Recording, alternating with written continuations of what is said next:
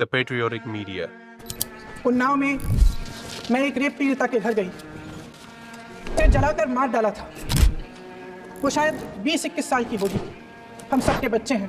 हम सोच सकते हैं कि अगर हमारी बेटी के साथ बार बार बलात्कार हुआ और फिर जब वो अपनी लड़ाई लड़ने के लिए गई तो उसको जलाकर मार डाला गया होता तो हम पर क्या बीतती। मैं उस बच्ची के पिता से मिली।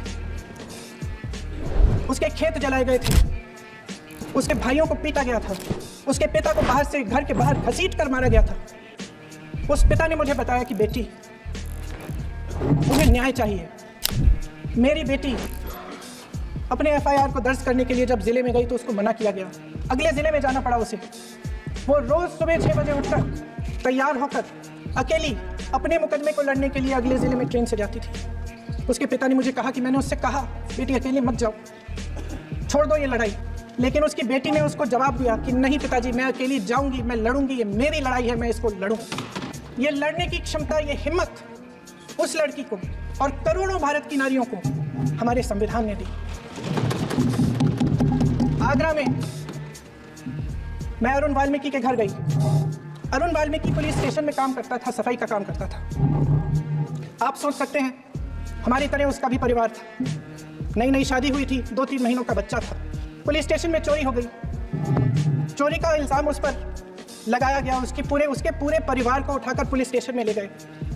आप हंस रहे हैं लेकिन ये गंभीर बात है। साहब चंगासी, शर्म करो। अरुण वाल्मीकि को पीट पीट के मार डाला, उसकी बीवी को पीटा, उसके पिता के नाखून निकाले, उसके पूरे परिवार को पीटा गया। जब मैं उस जवान महिला से मिलने गई जो अभी अभी विधवा हुई थी तो उसने मुझे कहा कि दीदी हमें सिर्फ एक चीज चाहिए, हमें न्याय चाहिए और हम इस न्याय के लिए लड़ते रहेंगे चाहे कुछ भी हो जाए। ये हिम्मत उस महिला को हमारे संविधान ने दी। संभल के कुछ लोग आए थे हमसे मिलने जो मृतकों के परिवार के सदस्य थे। उसमें 2 बच्चे थे, अदनान और उजैर। आप सुनिए। उसमें 2 बच्चे थे, अदनान और उजैर। एक बच्चा मेरे बच्चे की उम्र का है, दूसरा उससे छोटा 17 साल का है। दर्जी के बेटे थे। दर्जी का एक ही सपना था कि वो अपने बेटों को पढ़ाएगा लिखाएगा। एक बेटा डॉक्टर बनेगा, एक बेटा भी सफल होगा दूसरा बेटा भी अपने जीवन में सफल होगा। उनके पिताजी हर रोज उनको स्कूल छोड़ते थे। उस दिन भी स्कूल छोड़ने के बाद अपनी दुकान में चले गए। उन्हें पता नहीं था कि विवाद हो रहा है।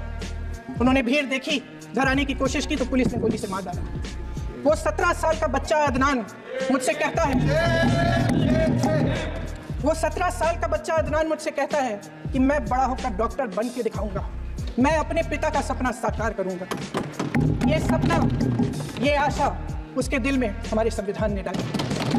अध्यक्ष महोदय, हमारे देश के करोड़ों देशवासियों के संघर्ष में, अपने अधिकारों की पहचान में, इनकी कठिन से कठिन परिस्थितियों से लड़ने की अपार हिम्मत में और देश से न्याय की अपेक्षा में हमारे संविधान की ज्योत जल रही है। मैंने हमारे संविधान की ज्योत को जलते हुए देखा है और इसके साथ साथ ये भी समझा है कि हमारा संविधान एक सुरक्षा कवच है। एक ऐसा सुरक्षा कवच है जो देशवासियों को सुरक्षित रखता है, न्याय का कवच है, एकता का कवच है और अभिव्यक्ति की आज़ादी का कवच है। संविधान में सामाजिक, आर्थिक और राजनीतिक न्याय का वादा है। ये वादा एक सुरक्षा कवच है जिसको तोड़ने का काम शुरू हो चुका है। सच्चाई ये है अध्यक्ष महोदय कि आज संविधान बार बार इसलिए कह रहे हैं क्योंकि इस चुनाव में इनको पता चल गया कि इस देश की जनता ही इस संविधान को सुरक्षित रखेगी। कि इस चुनाव में हारते हारते जीतने से इन्हें एहसास हुआ कि ये संविधान बदलने की बात इस देश में नहीं चलेगी। आज जनता की मांग है कि जाति जनगणना हो। सत्ता पक्ष के मेरे साथी ने इसका जिक्र किया। ये जिक्र भी आज इसलिए हो रहा है क्योंकि चुनाव में ये नतीजे आए। ये जाति जनगणना इसलिए जरूरी है ताकि हमें पता चले कि किसकी क्या स्थिति है और नीतियां उस हिसाब से बने।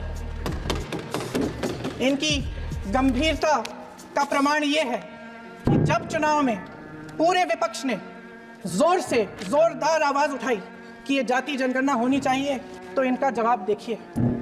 इनका जवाब भैंस भाग भैंस चुरा लेंगे, मंगलसूत्र चुरा लेंगे, इनका ये जवाब था। ये गंभीरता है इनकी जाति जनगणना पर। महोदय, हमारे संविधान ने आर्थिक न्याय की नींव डाली, किसानों, गरीबों को जमीन बांटी, भूमि सुधार किया, जिसका नाम लेने से कभी कभी आप झिझकते हैं और कभी कभी उनका नाम धड़ाधड़ इस्तेमाल किया जाता है अपने आप को बचाने के लिए। उन्होंने HAL, BHEL, SEL, गेल, ONGC, NTPC, railways, IIT, IIM, oil refinery, तमाम PSU बनाए। अध्यक्ष महोदय, उनका नाम पुस्तकों से मिटाया जा सकता है, उनका नाम भाषणों से मिटाया जा सकता है, लेकिन जो उनकी भूमिका रही इस देश की आज़ादी के लिए और इस देश के निर्माण के लिए, वो इस देश में से कभी मिटाया नहीं जा सकता। इन मामलों को दबाया क्यों था? क्यों आपने देश की जनता के साथ धोखा किया? प्रश्न ये होना चाहिए, मोदी किया क्या है?